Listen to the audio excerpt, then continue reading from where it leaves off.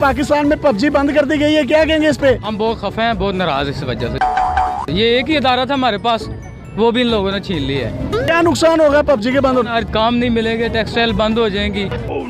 PUBG बंद होगी तो क्या होगा? भुखे मरांगे, होर की होना, भुखे ही मरना, ना रोटी खान ਨੂੰ, ना पैसा, ना तेला, पेट्रोल ने खापड़े ने महंगा कर दिता है, खाना खराब हो जाए, सानू खान ਨੂੰ की दिता है? जहाज बंद किए, गड्डियां बंद की, पबजी बंद कर दी।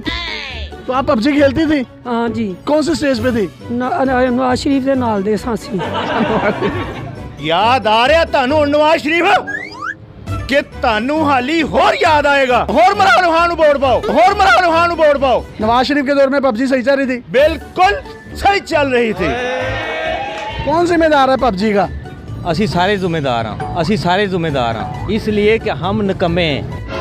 हम नहीं देखते कि किसको वोट देना, किसको नहीं देना।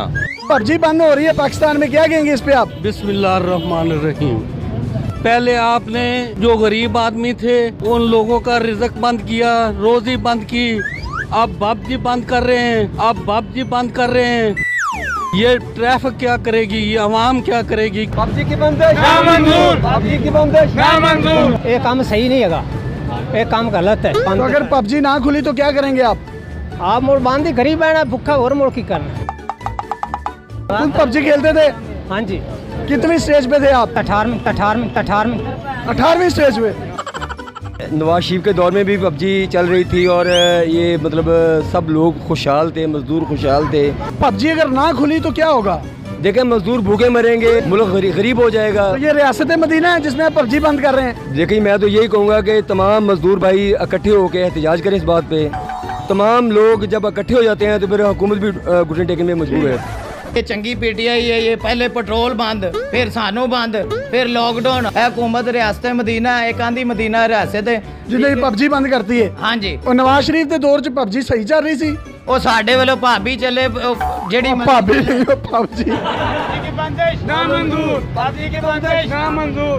नवाज शरीफ के दौर च पबजी सही चल रही सी। सही चल रही सी, ਤੁਸੀਂ ਕਿਹੜੀ? कारोबार भी ठीक चल रहा सी। अगर पबजी ना खुली तो क्या नुकसान होगा? इमरान खान को उम्मीद सी, ਉਹਨੇ ਹਰਕਤਾਂ ਕੀਤੀਆਂ, ਇਹ ਕੰਮ ਕੀਤੇ ਉਹਨੇ। ਹੁਣ ਅਰਤਗੁਲ ਆਏਗਾ, ਨਵਾਜ਼ ਸ਼ਰੀਫ ਨੂੰ ਘੋੜੇ ਤੇ ਲੈ ਕੇ ਆਏਗਾ, ਮੁਲਕ ਦੀ ਤਬਦੀਲ ਚੇਂਜ ਕਰੇਗਾ। ਕਿੰਨੇ ਤੇ ਲੈ ਕੇ ਆਏਗਾ? ਘੋੜੇ ਤੇ ਲੈ ਕੇ ਆਏਗਾ, ਘੋੜੇ ਤੇ। ਇਹ ਹੈ ਰਿਆਸਤ ਮਦੀਨਾ। ਹਾਲੀ ਅੱਗੇ ਅੱਗੇ ਦੇਖੋ, ਓਏ ਹਾਲੀ ਤੇ ਭਾਬੀ ਜੀ ਬੰਦ ਹੋਏ ਨੇ। ਹਾਲੀ ਕੀ ਬੰਦ ਹੋਏਗਾ? ਕੀ ਬੰਦ ਹੋਏ ਨੇ? ਭਾਬੀ ਜੀ ਬੰਦ ਹੋਏ ਨੇ, ਭਾਬੀ ਜੀ ਬੰਦ ਹੋਏ ਨੇ।